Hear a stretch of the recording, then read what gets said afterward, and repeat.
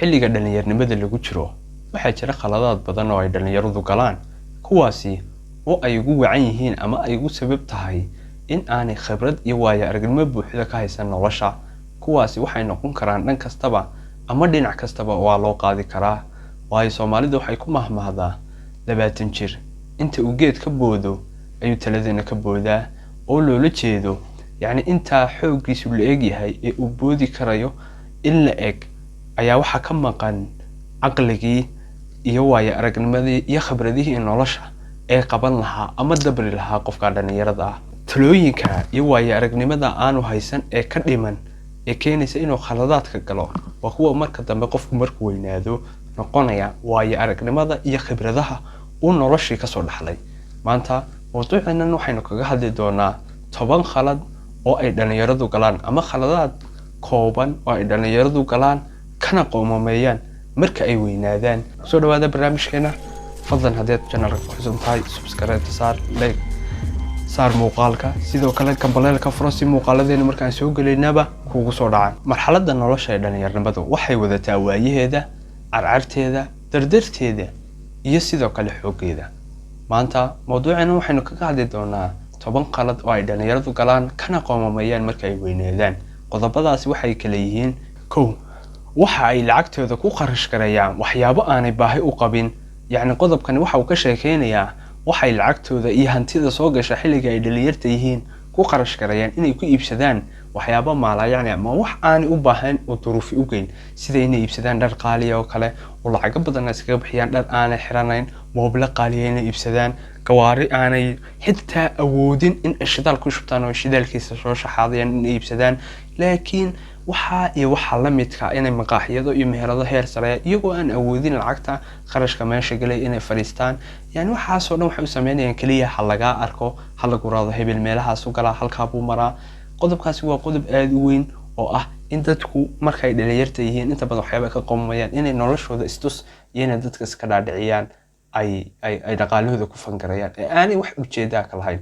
qodobka labaad waxa weeyaan dhalinyaradu waxay u haystaan in waxbarashada iskoolka ama jaamacaddu kaliya ay ku filan tahay si ay u noqdaan hantiilayaal ama dad taajiriina. adduunyada dhabtahay waa ay ka duwan tahay wixii fasalka lagu dhaxay, wixii lagaaga sheekeynayay, wixii tiyariga lagu akhrinayay. markaad adduunyada gasho waxaad tegaysaa noloshii yani tijaabada ahayd, practicalka ahayd ee ahayd itusoo taabsi, ama in aad wixii kasta noloshii iyo duruuf kasta sideedii aad ku qoobisho. dadka guuleystay waa dadka maalin kasta wax baranaya, iyaga oo ka soo baxay mar hore sidaada oo kale iskuul iyo jaamacado, haddana walay wax baranaya maalin kasta nolosha khibrado iyo waayo aragnimo iyo waxbarasho ku siyaasanaya. dhalinyaradu inta badan waxay joojiyaan waxbarashada marka ay sidaas u qalin jabiyaan ama oo ay ka baxaan iskuulka ama jaamac. taasina waa khalad weyn oo ay ku dhacaan kuna hogaamiya inuu qofku noqdo mid aan horumar sameynin. yani waxbarashada inuu qofku dhalinyarada wuxuu u arkayaa in haddii uu jaamacad dhameeyay ama iskuulkiisa hadduu dhameeyay in ay halkaa kaga eg tahay oo uu halkaas kusoo gabagabay ama uu halkaa ku joojiyaba oo aan waxba dambe dib u sii barin.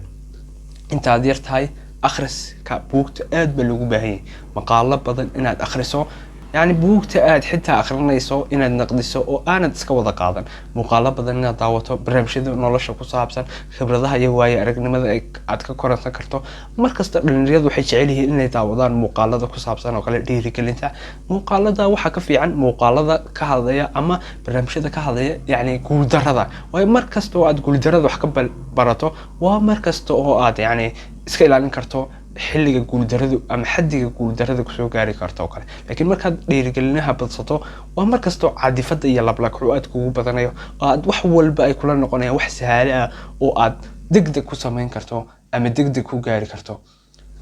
qodobka saddexaad ee dhalinyaradu sameeyaan marka ay weynaadaan ka qoomameeyaan waxa weeyaan waxay isku dhiibaan si fudud. yani qofku markasta oo ay dhibaato la soo hormaado ama wax ku adkaado marka ugu horeysa ama tijaabada ugu horeysa ayuu qofka dhalinyarada badan ayuu kaga haraa. intooda badan waxa cadaadiska u ah oo cadaadis ku keena in aanay mar labaad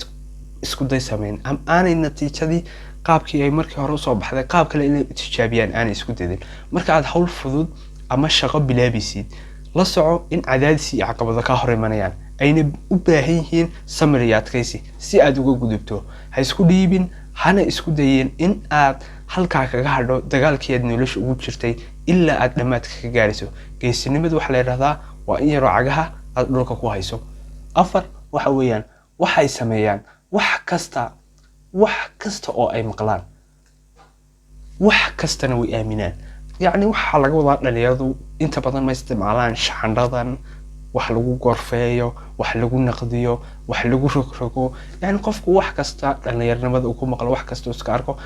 way sahlan tahay markuu qofku weynaado iyo markuu dhalinyarta yahay waxyaabo rumaysanayo. waxa laga yaabaa dhalinyaradu wax badan oo aan jirin ama khiyaali ay iska rumaystaan. dhalinyaradu waxa ay leeyihiin maskax furan oo u diyaar ah inay wax kasta qabato, balse caqabadaha haysta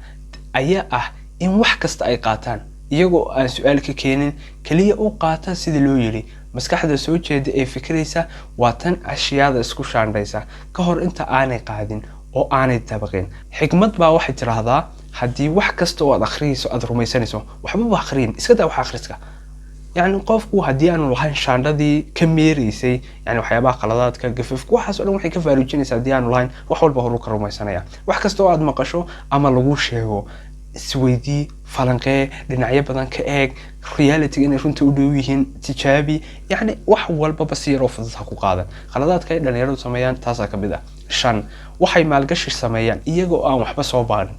yani qaladaadku ugu waaweyn ee dhalinyarimada lagu galo waxa ka mid ah in qofku tusaalahan fikrad ganacsi uu la dhaco ama meel uu ka helo kadibna isagoo aan baaritaan sameyn faa'iidada khasaaraha sida ay u soconayso hadhow sida isu wadi doonto qorshaha dheer ee uu meesha ka leeyahay yani waxyaabahaas oo dhan qorshayaashaas oo dhan isagoo aan dejin ayaa laga yaabaa inuu lacagtiisi aayar meel iska wada geliyo isagoo aan ka fikirin maxaa ka soo noqon doona waa qaladaadka inta badan dhalinyaranimada la sameeyo lix waxa ay doonaan in ay markaba helaan raaxo degdeg ah yani natiijo degdeg ah oo guul ah يعني ما شيء كسته أو قبنيان وح ومانته بلعبه وحوجعلي إنه مانته بأركو مرهذي مانته إنه أركو مردل كذي مانته إنه أركو صار كالنتيجة ذي أقوله مانته إنه أركو وحصار كي أو مرد علي تاسنو ما مد الهلين يعني وح كسته راحكم إيمانيان وحبكم إيمانيان سيرو ديجن وح كسته والله رفع التعب بعد الراحة إيه عرفتكم مع هذا marka wuxuu iimanayaan wax kastiba marka hawl loo maro dib loo maro wax kasto oo dib yar fal laga maraa waa waxa marka natiijadeeda la soo saaro ama natiijadeeda maxsuulkeeda hadhow ay soo baxdo waa waxa macaanka keena laakiin guul aanad u soo rafaadin guul aanad u soo dhibtoon guul aanad rafaad iyo dib u soo mudane hadhow macna kuma sameynaysa adiga waxay noqonaysaa wax si yar kugu soo galay si yarna kaaga bixi kara hadhow wax kasta waxay rabaan inay si degdeg oo mar dhalaan hadii degdeg siyo door dhalaan kaasiyana kiish lacag ay dhalaan ay Soomaalidu ku mahmaahda marka wax kastiba waxay ku haboon yihiin in la sugo oo loo dulqaato todoba wax lacag ma dhigtaan dhalinyaradu inta badan xilliga ay xoog leeyihiin wax xilliga ay dhalinyarinimada leeyihiin xilligaas waxa laga yaabaa qofku dhaqaalaha soo gala ama kharashka soo gala in aan waxba ka dhigan taasoo aan mararka qaar dadka qaar aan aaminsaneen in nolosha dambe ama markay waayeel noqdaan in ay wax dhigtaan si ay marka ugu noolaadaan qaarkood ma aaminsana halka qaarkood kalena aanay ka fikirin ba in ay nolosha dambe wax u baahiin ay marba u haystaan in ay ku jiri doonaan marxaladan xoogan firfircoonidan waxa laga yaabaa qaarkood inay is ilaawaan qaladka ugu weyn ay sameeyaan wuxuu noqon karaa in aanay wax lacag dhigin iyagoo intaas oo kharash ama malaayiin lacag ay soo galayaan marka ay dhalinyarada yihiin sideed waxay ku fikiraan inay dhisaan xiriir jacayl oo kaliya inta badan dhalinyaradu waxay waqtigooda ku lumiyaan sidii ay u sameyn lahaayeen xiriir jacayl oo joogta iyaga oo ilaawo xiriirada kale adoo ugu xiriiradu kaliya ma aha jacayl waxa jira boqolaal nooc oo xiriir ah oo kaaga baahan inaad waqti siiso ku bixiso ilaashato yani wax kasta iyaga oo kaaga muhiimsan ayaa laga yaabaa xiriirka jacaylka xiriirada ugu wanaagsan ee had iyo jeer waa wax kamid ah kuwa inaga dhaxaya asxaabta aad wax wadaagtaan saalan kuwa wada sheekaystaan kuwa aad meel ka wada shaqeysaan kuwa aad isku hadaf ka tihiin kuwa aad dhiirigelisaan kuwa aad jaamacada ka soo wada baxdeen kuwa aad yani riyooyinkiina iyo nolol maalmeedkiina isku dhow yahay waalidka kale oo kamid ah asxaabtii aad jaarka ahaan jirtay waxaas oo dhan baa kamid ah waxa laga yaabaa dadku in qofka xiriirka jacaylka markuu qofka dhalinyarada markuu yeesho waxa uu luminayaa dhammaan asxaabtaas oo dhan wuxuu noqonayaa qofka kaliya ku kooban qofka kaliya noloshiisa u dabray qofka kaliya waqtigiisa galiya taasina waxa weeyaan caqabad weyn oo ay dhalinyaranimada la sameeyo laakiin laga qoomamayo marka la weynaado sagaal waxay isku dayaan in ay cid kasta raali galiyaan ama ay ka farxiyaan inta badan nolosha dhalinyaranimadu waa nolol aan waayo aragnimo iyo khibrad badan aan la wadan taasina waxay keentaa khibradaha iyo waayo aragnimo la'aanta ama yaraantaasi waxay sababtaa in qofku aan wax badan concept ka haysan wax badan aan ogeyn wax badan aanu dhinacyo badan ka eegi karin wax badan aanu gorfayn karin raaligelinta aadamuhu waa wax aan la gaari karin tarabi mooye marna ma isku dayin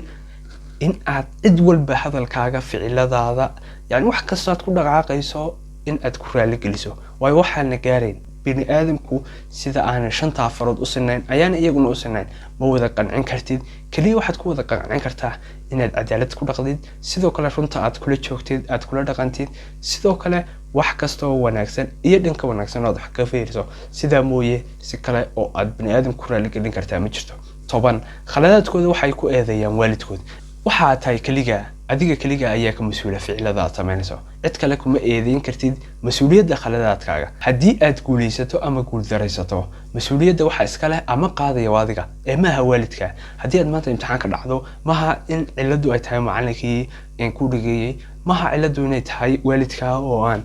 asaasiyaadkii ku bixin waalidku waxaynu ognahay in mar walba aanay waxba inaga hakaran wax kasta oo ay karayeen ama ay u arkayeen inay faa'iido noolyihiin inay noo sameeyeen intii ay awoodi karayeen dhalinyaramada khaladaadka la gala waxa weeyaan in wax kasta ama khalad kasta nafteena ama nafaheen aanay mas'uuliyaddeeda dusheeda saarin balse ay cid kale ku eedeeyaan wax kastoo khaldama haddii maanta mashiin yar guto in lagu eedeeyo maanta inuu light ku sabab u ahaa in maanta haddii wax yar la jabiyo in lagu eedeeyo inay wadada xumayd wax kastoo la sameeyo haddii imtixaanka la dhaco in macallinkii lagu eedeeyo yani waa marxalad ay dhalinyaradu ka sameeyeen la wada maro laakiin hadhow marka la weynaado la fahmo lagana qoomameeyo 10 khalad waxa weeyaan 10 khalad ay dhalinyaranimada la sameeyo xilliga dhalinyaranimada lagu jiro la sameeyo balse laga qoomameeyo qofku marka uu gaaro daada weyn 10 khalad waxaan rajeynayaa insha Allah taala in aan qof walba oo dhalinyaro